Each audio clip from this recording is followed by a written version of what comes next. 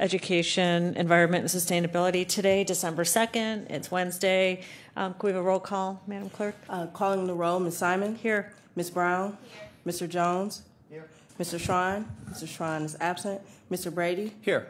There is a quorum. Also like the record to reflect that Councilman Miller is in attendance. Thank you, Madam Clerk. Do we have any public comment? No, Madam Chair, no one is signed in. And I do not see minutes in here in my packet. So we'll have to wait to approve any minutes from our November 4th meeting. Do you have any colleagues? No. Okay, so we'll save that for the next meeting. Okay, I'm sorry, I can reprint them. Okay, so maybe we can do it at the end. Okay, sure, get that out of the way. We have one matter referred to committee, and that's matter Resolution 2015-0254. Madam Clerk, can you read that for the record? Resolution number 2015-0254, authorizing an agreement and contract with various providers for career training and job placement services for dislocated workers in Northeast Ohio in connection with the Sector Partnership National Emergency Grant Program for the period 9/1/2015 through 8/31/2017. Thank you very much. We have two people here to speak. Who wants to start? Ms. Kilbane. Good afternoon. Good to see you. Good to see you. Councilwoman Simon and members of the committee. I'm Grace Kilbane. I'm the Executive Director of the Cayuga County Workforce Development Board. It's not on. Is it on now? Yes. Hopefully you heard what I said before, right? With me today is Jayante Bhattacharya, and she is and she is the Deputy Director and Chief Financial Officer for the Cleveland-Cayuga County Workforce Development Board. This request pertains to a grant that we competed for and won a couple months ago. The total amount of the grant is $2.1 million, and it's over a 2-year period of time. And when we put the grant application together, it's a U.S. Department of Labor grant. It was for sector partner training strategies. And so we pulled together 3 organizations representing three different industries. So for information technology, there's an organization called the Right Board, which stands for Regional Information Technology Engagement. And it's a regional organization that deals with employers and businesses in the IT industry. And Right Board is housed at Lorain County Community College. So with the Right Board, we identified that we will be training individuals in information technology occupations. We also pulled together Magnet, who I'm sure you know is a manufacturing advocacy network. And with Magnet, we also have decided that we would also fund training in manufacturing. And there's 2 occupations that we're focusing on. One is welding, and the other one is machinist, both of which are in big supply, big demand in our area, and little supply. And then the third area is healthcare, the third industry sector we chose. And we are working with Newbridge and the three big hospitals, which is University Hospital, Cleveland Clinic, and Metro, to put together a training program for an occupation called patient care technician. So this is one of those occupations that those 3 hospitals need hundreds of every year. And this is kind of a cool project because the 3 hospitals got together and standardized this occupation so that it's got the same job title, it has the same job requirements, and now we've got a common curriculum. And so Newbridge is going to do the training. They'll train 200 of these over the next year and a half. The 3 hospitals have big demand for them.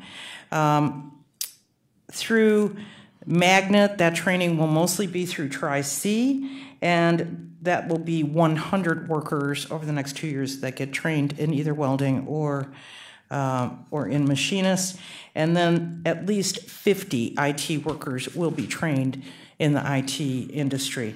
Now this training is targeted at what we call dislocated workers, which are workers who lost a job, long-term unemployed, workers who need some additional training to get back into the market. And it's limited to that because that's the money that was available. We also have hooked this to a new worker assessment system that we've just started, which is called Talent Neo. And that's being led by Towards Employment, which is why Towards Employment is also in this grant for $165,000.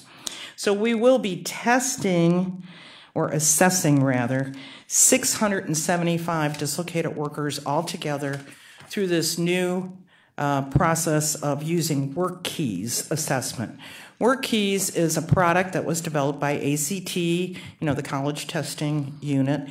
It's been around for a very long time. Many cities and areas use it quite a bit. Many industries do. So this is a new experiment in Cleveland to see, it's more of a skills-based assessment. So you may not have the exact, say, associate's degree, but you can show that you have certain skills and abilities through these tests. So we've actually just started this project. It's going on all throughout the county. There's about 10 locations where this testing occurs. They're going to test about 2,000 altogether, and we're going to fund, through this grant, 675 of those. So it's a very exciting grant. It's a good opportunity. Like I said, we'll test 675, try to get them jobs, and 350 of them will receive training through these three industries. Thank you. Nice job. We're happy to have the grant. Are there questions from committee members? Yes. Councilwoman Brown?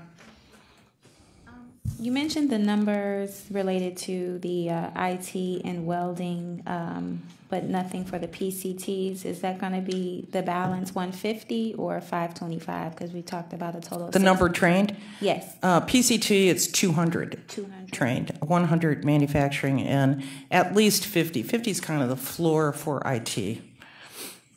Okay. And I think that was it. Thank you. Any other questions? I have one. Okay.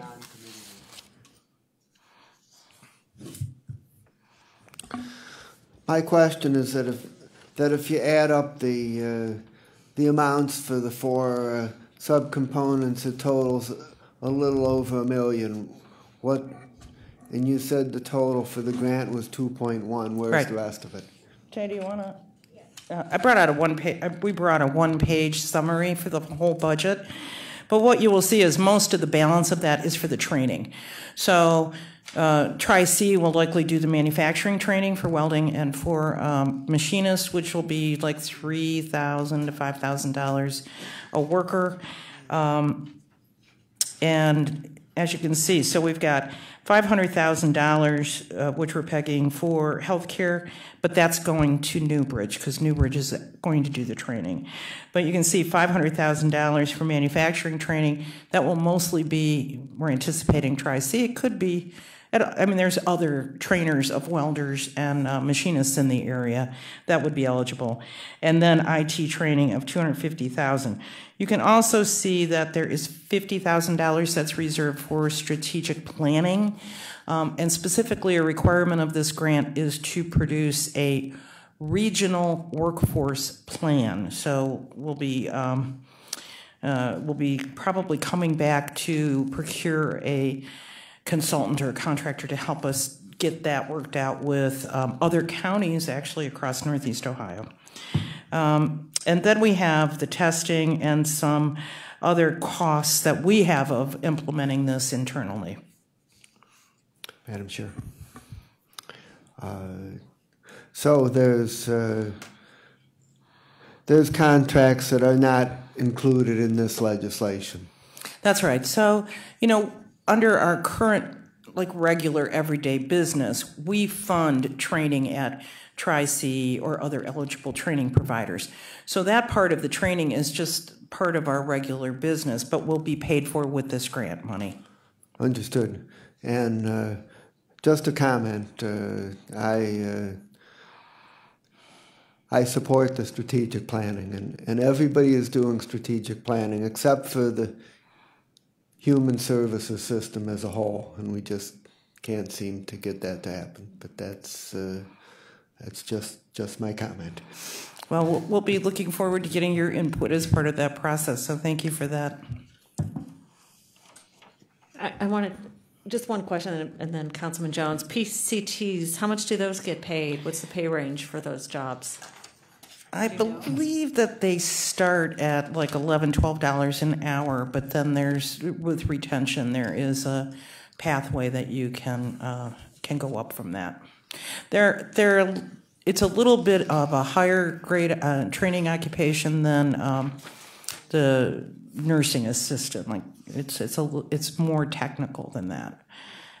So as I said, the hospitals are saying that they need like hundreds of these jobs, all 3 of them.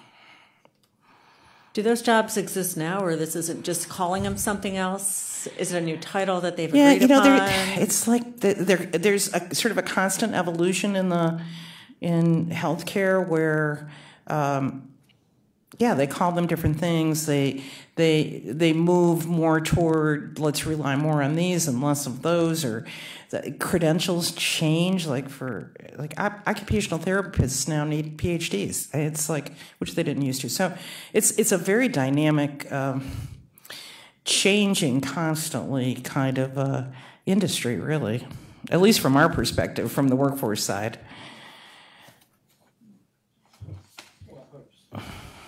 Jones, and then President Brady. Yeah, how did you identify the dislocated workers? Were they? So dislocated workers are workers who have been employed. So they've had a job and they've been laid off, basically, through no fault of their own. So if you're someone that's jobless, that just never had a job, you're really not a dislocated worker. But if you're a returning veteran, so you're getting out of the service, you're returning home, you're a dislocated worker. So I actually brought a few flyers that are kind of hot off the press, which, we kind of try to describe, who we're serving and who a dislocated worker is.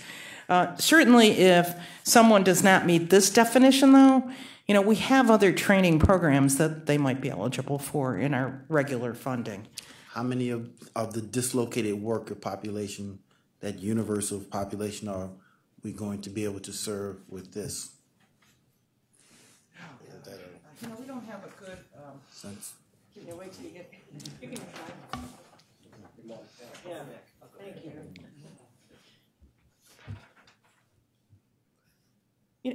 you. We don't have a good. At least I haven't seen an estimate of what the total Cayuga County dislocated worker population is. It's a subset of total unemployed, which the last time I looked, I think was around 60,000 for the county. So it would be a subset of that. So if someone is long-term unemployed, which is defined as 27 weeks or more, they would be eligible as a dislocated worker. We could get that number. But it would be some subset of that 60,000. Jay, do you have any number on that? Yeah, I haven't really seen a quantification of total, but it would be a subset of that. Let me ask one somewhat off-track question, but it came to mind. Do you know the numbers, the true unemployment numbers? And I heard a few years ago that whatever our unemployment rate is, we don't capture those who have never entered the workforce. Right. Or have dropped out. Mm-hmm. Do we know what those numbers are? If just the raw number of counting everyone. Yeah.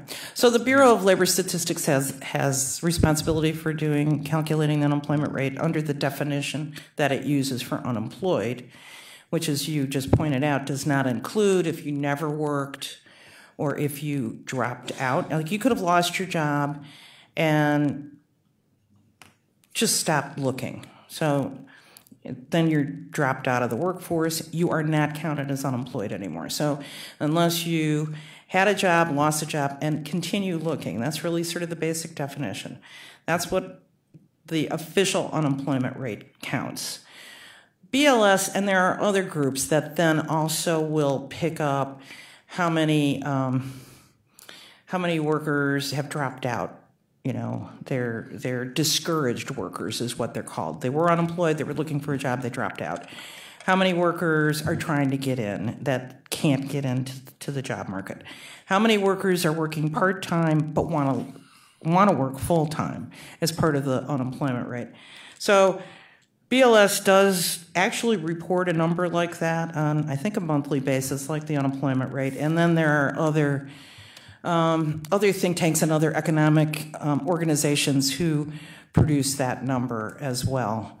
I can't tell you what the last one I've seen off the top of my head, but I could certainly let you know from at least Department of Labor what's reported on the sort of unofficial, not the unemployment rate per se as defined, but another measure of workers who are trying to get jobs, basically, which is bigger. Thank you. President Brady. Thank you, Madam Chair. These jobs, 11 to $12 an hour jobs, you're calling PCTs, about 200 patient care technicians. You said all three hospitals are working together on this, yes, cooperating on this. First I've heard about it, but that's not my point. Do you know how long that this is? Who? I think it's fascinating that the three hospitals are working on this together. That they're calling them this, that they're actually creating and defining a job, a new role for people that they are going to hire that they say that they need. How long has this been going on? Who's involved? I'm not sure when it started. I found out about it when I was reaching out when this sector partnership grant was announced, and I was kind of looking around. Did it? I'm really just curious. Did it come about because of the grant, or no, or did the other way around? No, they were working on it already. Yeah. The hospitals, and I don't know what sparked it.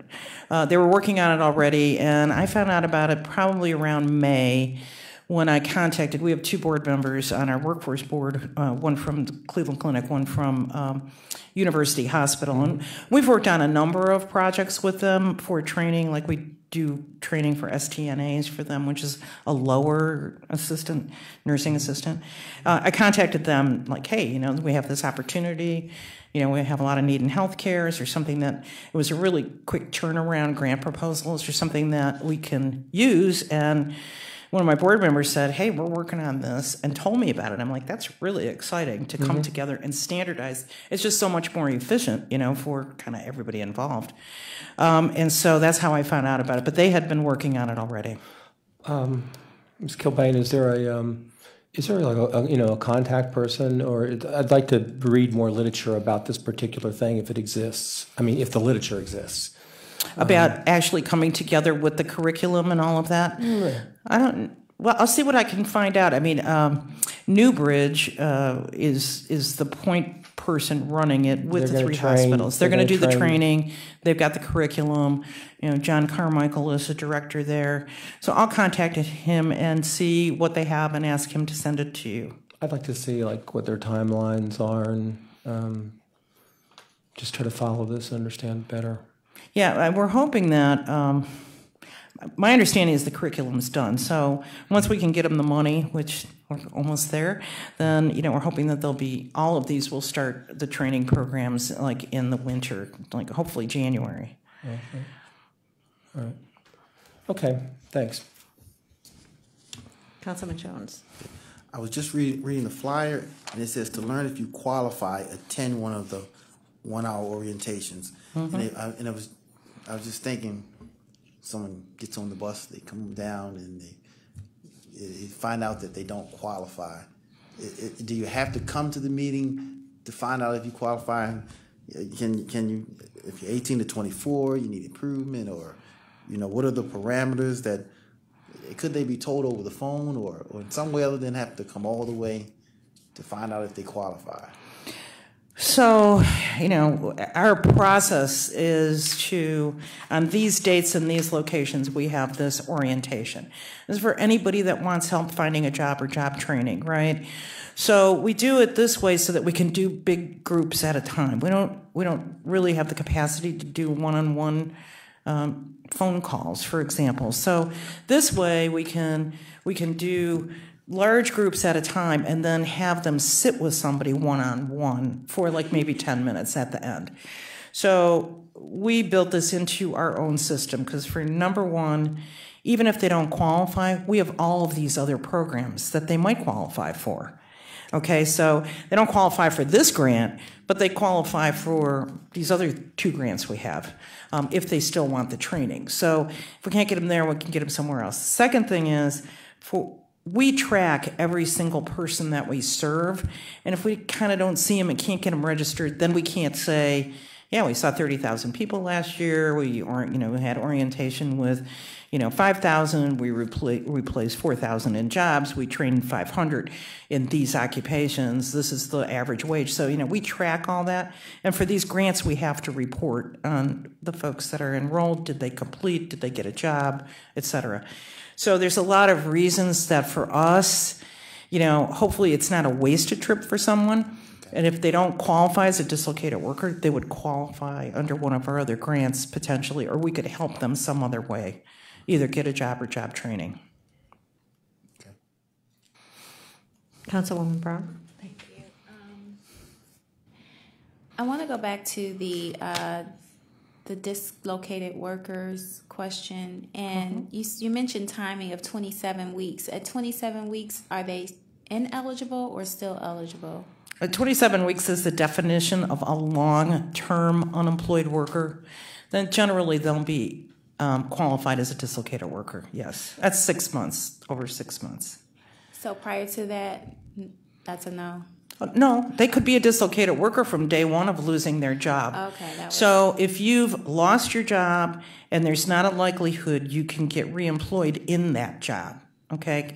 So you think about like when companies close down and there aren't other jobs like that open or have a mass layoff or something. So you could be eligible as a dislocated worker on day one. Okay. That was part of my question, and even beyond. So as long as you're still looking for work, right, then you are no longer considered dropped out, regardless as to the time frame. So basically, and you can't get a job doing the same thing that you were doing. That there isn't a job available for your skills in that category. That's why having the eligibility determination in person is kind of easier for us, and we get a clearer picture of the individual. Okay, that was my question. Thank you. One more question.